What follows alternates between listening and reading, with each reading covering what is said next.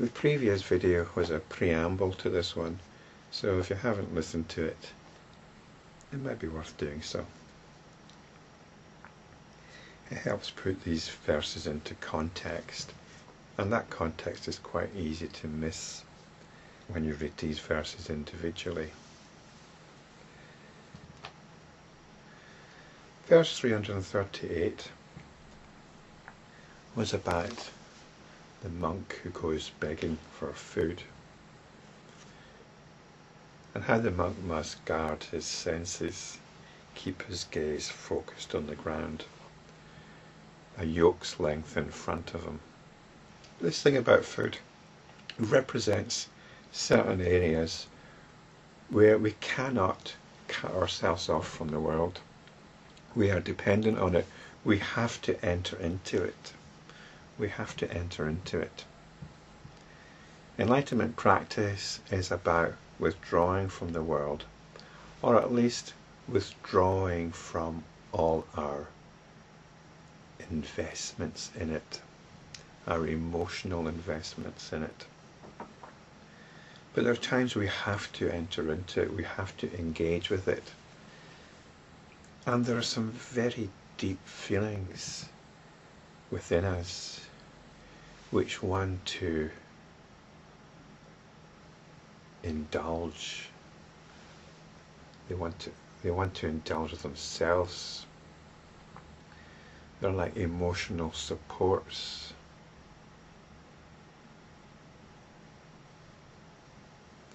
And as I was saying in the previous video, these restrictions can lay bare our fundamental mood tones, our fundamental pain. I even think it might be what the Christians call the dark night of the soul. I also wondered if it might be dealt with to some extent by medication, and maybe this is something I might have to look into. But the fact is, it's there, very close to home,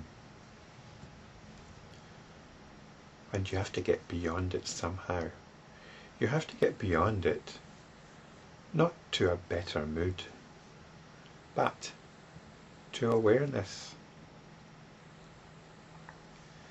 The previous verse talked about being in a large company,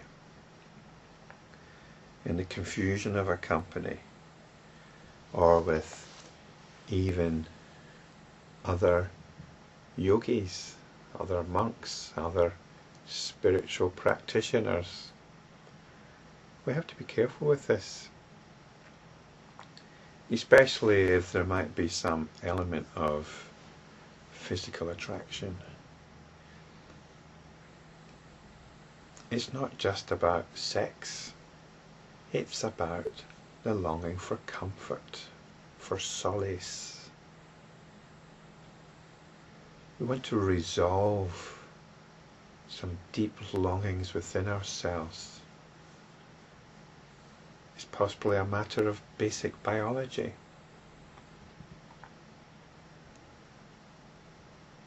If that's what's dominant in you, then I don't think you can really fight that. You just have to accommodate it somehow.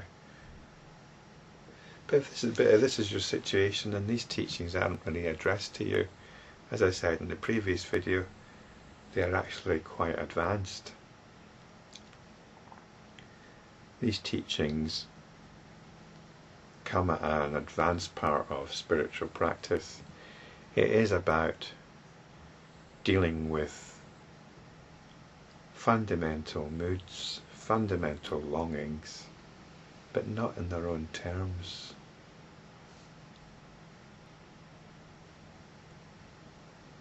As enlightenment practitioners, by this time we should have some facility for stepping beyond them, or at least witnessing and observing them without getting caught up in them.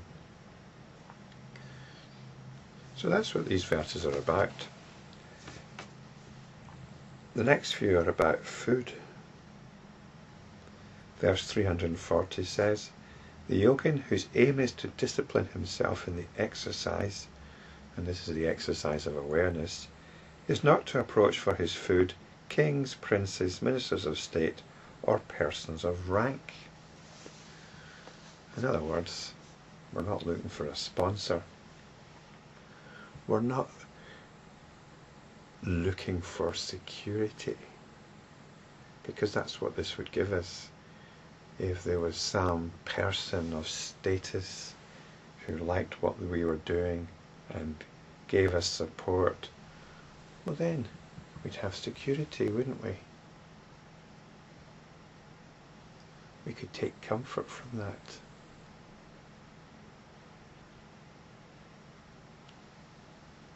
How hard would it be not to take comfort from it?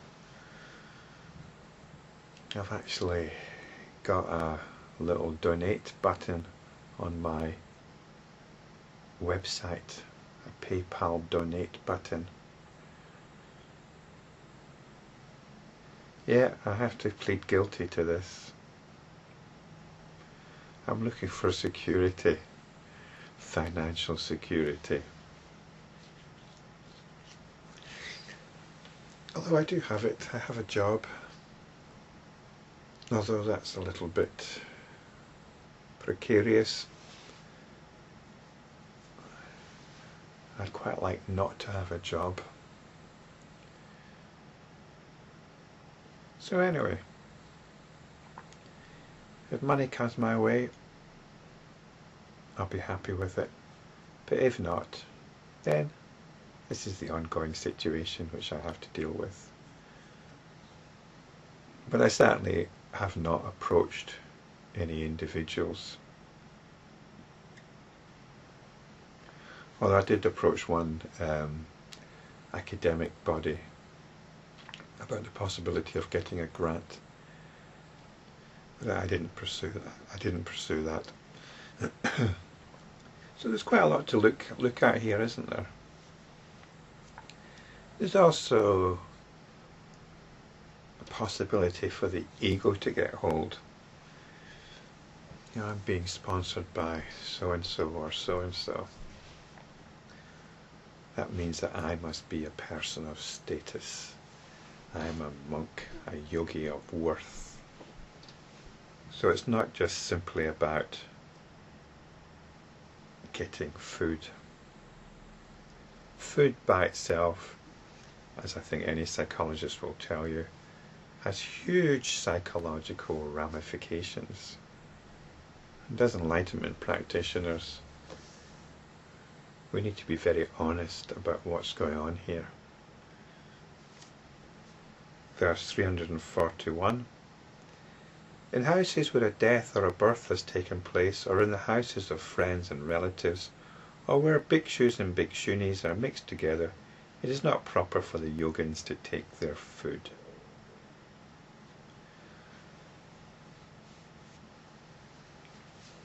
So, obviously in these situations it isn't simply about food.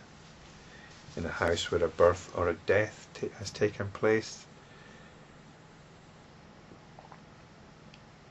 there's tremendous emotion. It may be joy or it may be grief.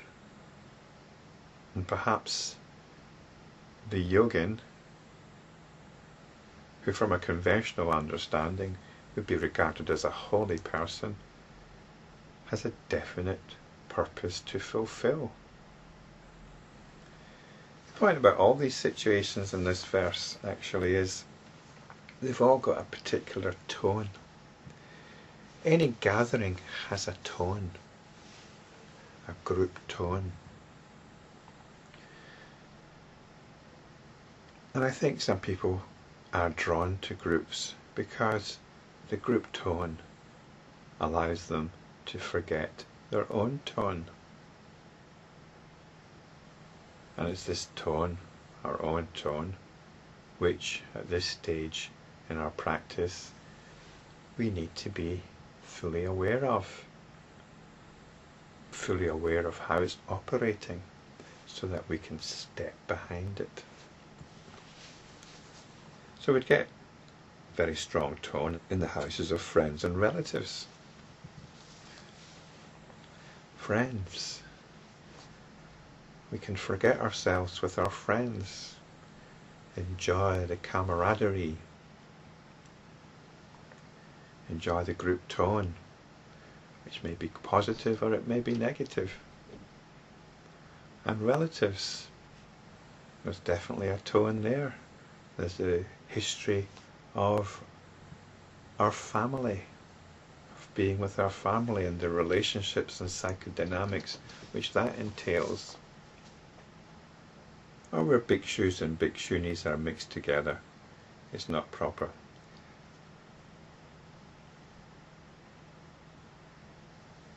So this was also mentioned a couple of verses back as well.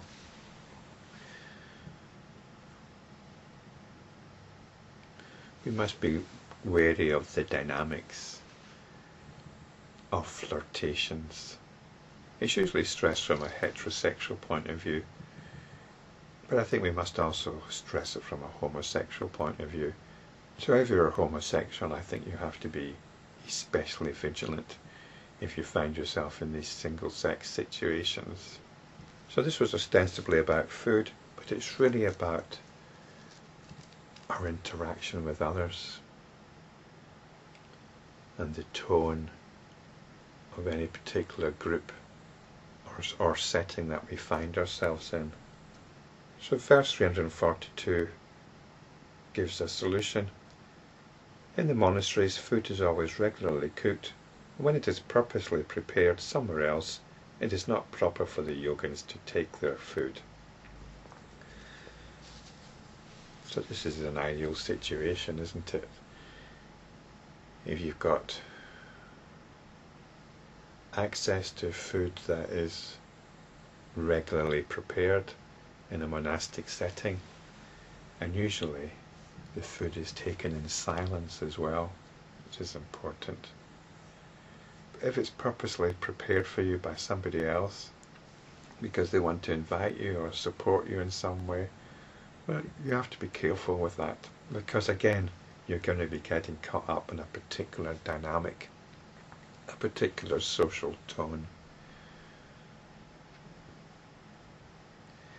Fortunately, it's a lot simpler nowadays. We can just pop down to the supermarket and buy what we need and prepare it ourselves. But even then, there's a lot to watch out for in preparing our own food. Are we making a nice delicious meal for ourselves? Or are we throwing something together without much thought for ourselves? There's a whole emotional tone involved in preparing food for ourselves.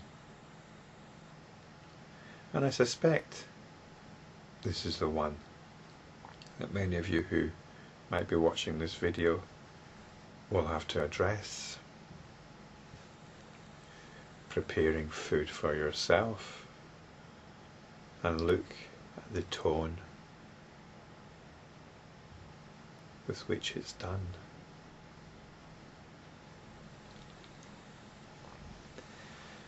And we'll return to the context of this practice once again in the next verse.